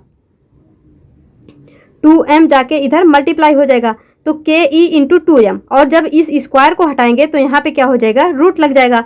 तो के ई की वैल्यू 72, 2 ऑलरेडी है, m की वैल्यू 1 तो 72 इंटू 2 इंटू n। तो यहाँ पे क्या आ जाएगा अंडर रूट 144 सबको पता है 12 जा 144। तो यहाँ पे 12 क्या हो जाएगा 12 kg मीटर पर सेकेंड हमारा आंसर हो जाएगा। ये मैंने आपको क्या किया यहाँ पे डेरिवेशन करके बताया है कि ये वैल्यू क्योंकि सबको पता होता है के ई यानी kinetic energy equal to half mv square और ये भी पता होता है कि p यानी संवेग equal to mass into velocity. लेकिन इन दोनों का जो रिलेशन होता है K E equal to P square by 2m, इस पर सबसे ज़्यादा क्वेश्चन पूछे जाते हैं। तो ये फॉर्मूला भी आपको ये रिलेशन आपको पता होना चाहिए kinetic energy equal to momentum का स्क्वायर अपॉन 2m। इससे बहुत सारे क्वेश्चन सॉल्व होते हैं। जितने भी टीजीटी एग्जाम होते हैं इनसे क्वेश्चन जो है कहीं ना कहीं पूछे ही जाते हैं, तो इसको आप रट्टा लगा के रखेंगे। अब देखिए नेक्स्ट क्वेश्चन क्या है हमारा, the velocity time graph of a ball of mass 50 ग्राम। अब देखिए यहाँ पे ये सेंटीमीटर पर सेकेंड में दिया है, ये सेकेंड में दिया है, ये ग्राम में दिया है। Along a straight line on a horizontal surface is shown the magnitude of force exerted by the surface on the ball to bring it to rest। Magnitude of force exerted by surface on the ball to bring it to rest। हमको यहाँ पे force बताना है, magnitude of force. तो फिर हम वही काम करेंगे, सबसे पहले यूनिट का ध्यान रखेंगे और ये लिखेंगे कि हमको क्या क्या दिया गया है। तो देखिए यहाँ पे हमको मास कितना दिया गया है, मास इक्वल टू यहाँ लिख लेते हैं ताकि जगह रहे, mass equal to 50 gram. Mass equal to 50 gram दिया है, तो हम एसआई यूनिट में कर लेंगे 50 इंटू 10⁻³ kg, ये हो गया। और यहाँ पे हमसे मैग्नीट्यूड ऑफ फोर्स पूछा गया है, तो देखिए फोर्स पूछा गया है, तो F इक्वल टू क्या होता है, MA। यहाँ से हमने M फाइंड कर लिया कि M हमको 50 ग्राम दिया गया, यानी उसको हमने कन्वर्ट किया, तो 50 इंटू 10⁻³ kg, ये हो गया, M इंटू A हो गया। अब देखिए हमको A की वैल्यू यहाँ पे पता नहीं है, क्योंकि ये टाइम है, ये वेलोसिटी है, A की वैल्यू पता नहीं है, तो यहाँ A की वैल्यू हम निकालेंगे। अभी हमने आपको 3 फॉर्मूला बताया ना न्यूटन के, V equal to U plus AT, S equal to UT plus half AT square, UT plus half AT square. उसके बाद हमने आपको क्या बताया, V square minus U square equal to 2AS, 2AS। ये हो गया 3 फॉर्मूला। अब हमको A निकालना है, तो देखिए S का कोई यहाँ पे मतलब डिस्टेंस वगैरह दिया नहीं है, तो हम सेकेंड वाला लगाएंगे नहीं। थर्ड में भी जो है डिस्टेंस का वो है, तो ये भी नहीं लगाएंगे, यानी यहाँ से इसको जो है आप क्या कर दीजिए, कट कर दीजिए, ये दोनों नहीं लगेगा। हमने आपको बताया कि आप मतलब समझ तो लेंगे कि हाँ ये है, लेकिन कब कौन सा लगेगा ये भी जानना है। अब देखिए यहाँ पे V, U, A और T। अब हमको A अगर निकालना है तो हम क्या करेंगे, V minus U upon T equal A, मतलब A equal to V minus U। इसी से हम लिख रहे हैं V माइनस U, U इधर आ जाए U, और T यहाँ पे अपान में आ जाएगा, तो V minus U upon T। अब देखिए जो T है, A इक्वल टू कितना हो जाएगा, यहाँ पे क्या है, surface of the ball bring it to rest, इसको हमें रेस्ट में लाना है, यानी इसकी जो फाइनल वेलोसिटी हो जाएगी V जो हो जाएगी वो 0 हो जाएगी, माइनस इनिशियल वेलोसिटी कितनी है, यहाँ देखिए ये है 20। ग्राफ इसीलिए दिया है कि हम वहाँ से उसकी वैल्यू को फाइंड कर सके, 20, और टाइम कितना दिया है 10, यहाँ पे 10, तो -20 अपान 10, ये कितना हो जाएगा, -10, ये आ गया, अरे सॉरी 10 2 जा 20, ये कितना आ जाएगा 2, -2, और ये क्या है, सेंटीमीटर पर सेकेंड है, तो यहाँ पे सेंटीमीटर पर सेकेंड स्क्वायर। ये एक्सीलरेशन क्या होता है, वेलोसिटी इक्वल टू मीटर पर सेकेंड होता है, एक्सीलरेशन इक्वल टू मीटर पर सेकेंड स्क्वायर होता है, तो यहाँ पे सेंटीमीटर पर सेकेंड स्क्वायर है, तो जब हम इसको मीटर पर सेकेंड स्क्वायर में चेंज करेंगे तो 100 से क्या करेंगे, यहाँ पे डिवाइड करेंगे, तो ये क्या हो जाएगा, -0.02 मीटर पर सेकेंड स्क्वायर। यहाँ पे ये हमारा राइट आंसर, सॉरी यहाँ पे ये हमारा A की वैल्यू आ गई, ये हमारी A की वैल्यू आ गई। अब यहाँ पे हमको मास तो पता है, मास कितना दिया है 50 ग्राम। अब देखिए ये भी ग्राम में दिया है, तो इसको हम चेंज कर लेंगे किलोग्राम में, यानी SI यूनिट में, तो ये हो गया 50 इंटू 10⁻³ और A की वैल्यू कितनी आई है, -0.02। थोड़ा सा घुच-पुच हो रहा है, इसको ध्यान दे लेना, -0.02। अब जब आप इसको सब मल्टीप्लाई करेंगे, ये 50 है, ये कितना हो जाएगा, -0.001 न्यूटन, कितना हो गया 0.001 न्यूटन। ये हमारा फाइनल आंसर है। यहाँ पे हमने कुछ भी नहीं किया, आप ये ग्राफ को देखेंगे, आपको इस यहाँ से वेलोसिटी पता चलेगा, यहाँ से टाइम पता चलेगा। और सबसे बड़ा इस क्वेश्चन की सबसे खास बात है कि आपको यूनिट का बहुत ज़्यादा ध्यान देना है। ये ग्राम में दिया है, ये सेंटीमीटर पर सेकेंड में दिया है, ये तो ठीक है सेकेंड में दिया है, तो इसको चेंज करने में थोड़ा सा दिक्कत आ सकता है। तो हमने आपको पूरा डिटेल में अच्छे से बता दिया कहाँ पे कैसे क्या चेंज करना है। और फॉर्मूले तो बहुत ही ईजी से लगे हैं, बस यहाँ पे कैलकुलेशन अगर मतलब थोड़ा सा ये यूनिट वगैरह सीधा दिया होता तो ये बहुत ही ईजी हो जाता, फिर भी ये ईजी ही है। और आई होप आपको ये क्वेश्चन समझ में आया होगा। नेक्स्ट क्वेश्चन देख लीजिए एक बार, क्या है, consider the 4 carbon compound A, B, C and D। यहाँ पे आपको 4 कंपाउंड दिए गए हैं, A, इसको ध्यान से देखिए, B, C एंड D। आपसे क्या पूछा गया है, select the correct statement about their compounds from the following. आपको यहाँ से करेक्ट स्टेटमेंट बताना है about their compounds from the following. तो देखिए, addition of KMnO4 changes D to C, मतलब यहाँ पे बोला जा रहा है कि अगर हम KMnO4 का एडिशन करेंगे तो ये D से C में चेंज हो जाएगा, लेकिन ऐसा नहीं है, ये D से C में चेंज नहीं होगा। देखिए ये जो क्वेश्चन है ना, ये पूरी ऑर्गेनिक से उठा के बनाया गया है। ऐसा नहीं है कि कोई एक पर्टिकुलर चैप्टर से ही, ये एक पर्टिकुलर चैप्टर से क्वेश्चन नहीं है। ये ऑर्गेनिक की एक खास बात होती है कि उसको मिक्सअप करके क्वेश्चन बनाया जा सकता है। ये आपका एल्कोहल है, ये कार्बोक्सिलिक एसिड है, ये एल्कीन है, ये एल्केन है। तो ये दोनों तो हाइड्रोकार्बन से है, लेकिन ये एल्कोहल चैप्टर और ये मतलब वो एक दूसरे में इंटरमिक्स होते हैं, उनका कॉन्सेप्ट एक दूसरे से मिक्स होता है। तो इसको समझिए पहले।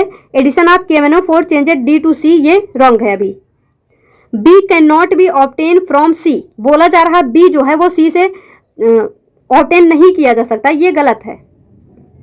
ये भी फॉल्स है, ये भी फॉल्स है। क्या है? A and C are saturated hydrocarbon. A and C are saturated hydrocarbon. Hydrocarbon बोल तो रहा कि हाइड्रोकार्बन यानी हाइड्रोजन और कार्बन, लेकिन यहाँ क्या दिया है? ऑक्सीजन। C में क्या है? ऑक्सीजन। तो अगर ऑक्सीजन दे दिया तो वो हाइड्रोकार्बन कहाँ हुआ? यानी A और C हाइड्रोकार्बन नहीं है, ये भी फॉल्स है। नेक्स्ट देखिए, addition of hydrogen in the presence of catalyst such as palladium convert B to A।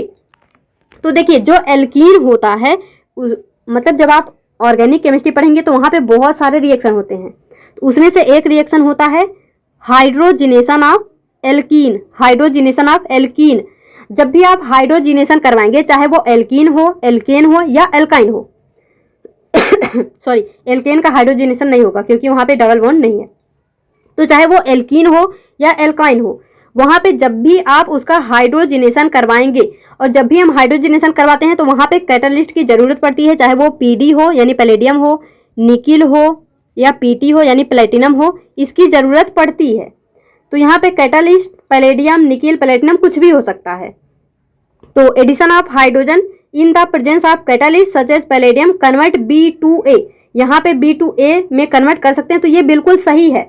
मतलब जब हम एल्कीन में पैलेडियम, निकिल या प्लेटिनम कुछ भी डालेंगे, कोई भी कैटालिस्ट डालेंगे, तो ये एल्केन में कन्वर्ट हो जाएगा। ये बिल्कुल सही है, क्योंकि जब हाइड्रोजन, यहाँ क्या बोला जा रहा है? एडिशन ऑफ हाइड्रोजन, जब हम यहाँ हाइड्रोजन करेंगे तो यहाँ H एंड H यानी ये CH3 यानी ये एल्केन में कन्वर्ट हो जाएगा। अब यहाँ पे देखिए ध्यान से, जो हमारा राइट आंसर है वो तो हो गया ऑप्शन नंबर 4, लेकिन ये देखिए क्या बोला जा रहा है? B को C से ऑब्टेन नहीं किया जा सकता। तो अगर आप एल्कोहल चैप्टर पढ़ेंगे तो आपको पता चलेगा, या फिर प्रिपरेशन आप एल्कीन ही पढ़ेंगे, उसमें भी ये पढ़ा जाता है कि हम यहाँ पे OH2 यानी H2O को निकाल देते हैं, कार्बोकेटायन बना लेते हैं, और फिर वहाँ से अरेंजमेंट करा के उसका एल्कीन बनाते हैं। यानी एल्कोहल से एल्कीन बनाया जा सकता है, लेकिन यहाँ पे बोला जा रहा है कि नहीं बनाया जा सकता, तो इसलिए ये गलत है। और A and C are saturated hydrocarbon, ये भी गलत है क्योंकि यहाँ पे ऑक्सीजन है। और फर्स्ट ऑप्शन की बात करें तो addition of KMnO4 changes D to C, ये भी गलत है। कार्बोक्सिलिक एसिड में KMnO4 डाल के जो है हम इसको एल्कोहल में चेंज नहीं कर सकते। तो राइट आंसर क्या हो जाएगा? ऑप्शन नंबर 4, यानी एल्कीन में जब हम हाइड्रोजन डालेंगे किसी भी कैटालिस्ट के प्रेजेंस में, तो यहाँ पे एल्कीन जो है एल्केन में चेंज हो जाएगा। और इसी रिएक्शन को हम बोलते हैं हाइड्रोजिनेशन ऑफ एल्कीन। एक होता है हैलोजिनेशन, जहाँ पे मतलब Cl या फिर Cl2, Br2 ये सब जो है हम ऐड करते हैं, तो वो होता है हैलोजिनेशन, जहाँ पे हाइड्रोजन ऐड करते हैं। लेकिन ये है हाइड्रोजिनेशन, जहाँ पे हाइड्रोजन ऐड करते हैं। तो इस पॉइंट को आप जो है याद रखेंगे। ये क्वेश्चन भी आपको समझ आया होगा। नेक्स्ट क्वेश्चन देख लीजिए फटाफट। People living in an over crowded and poorly ventilated house are likely to suffer from. जो मतलब कोई लोग हैं जो कि बहुत ज़्यादा भीड़ भाड़ वाली जगह पे रह रहे हैं, तो उनमें सबसे ज़्यादा क्या होने का खतरा है? एयर बॉर्न डिजीज, या फिर एड्स, या फिर कैंसर, या फिर कॉलेरा। उनको कॉलेरा होगा, कैंसर होगा, एड्स होगा, एयर बॉर्न डिजीज होगा, क्या होगा? तो देखिए एड्स जो है HIV वायरस से होता है, कैंसर जो है वो उसका भी अपना अलग ही वो है, तो यहाँ, और कॉलेरा जो है वो बैक्टीरिया से होने वाला है। तो ये सब तो होने से रहे, यानी यहाँ कैंसर, एड्स, कॉलेरा ये सब नहीं होगा। अगर कोई व्यक्ति भीड़ भाड़ वाले एरिया पे रह रहा है जो कि पुअरली वेंटिलेटेड है, तो उसको एयर बॉर्न डिजीज होगा। मतलब अगर जैसे किसी को खांसी जुकाम ये सब हो गया, तो ये हवा के ड्रॉपलेट से जो है ये फैल जाते हैं, यानी इसको हम बोलते हैं एयर बॉर्न डिजीज। तो ऐसे व्यक्ति जो ओवर क्राउडेड एरिया में रहते हैं उनको क्या होने का खतरा ज़्यादा है? Air borne disease. यहाँ पे हमारा राइट आंसर क्या हो जाएगा? Option number 1। Option number 1। तो देखिए यहाँ पे हम इस सेशन को एंड करते हैं। अभी हमारे 40 क्वेश्चन कंप्लीट नहीं हुए हैं। यहाँ पे जितने भी क्वेश्चन हुए होंगे इसके नेक्स्ट वीडियो में मैं आपको पूरे 80 क्वेश्चन सॉल्व करा दूंगी। इस वीडियो में यहीं तक। अपना फीडबैक देना मत भूलना। क्या कोई इंप्रूवमेंट, जैसे फिजिक्स के काफ़ी न्यूमेरिकल है उसमें थोड़ा घोच पछ हो रहा है क्योंकि स्पेस नहीं है, या फिर कोई सिस्टम भी नहीं है कि इसको हम कैसे सॉल्व करा सकते हैं। बताने को तो हम पूरा बता देंगे, तो उसमें अगर आपका कोई ओपिनियन हो तो उसको आप दे सकते हैं, कमेंट में लिख सकते हैं। इस वीडियो में यहीं तक। मिलेंगे अपने नेक्स्ट वीडियो में, तब तक के लिए all the best. Be happy, be positive.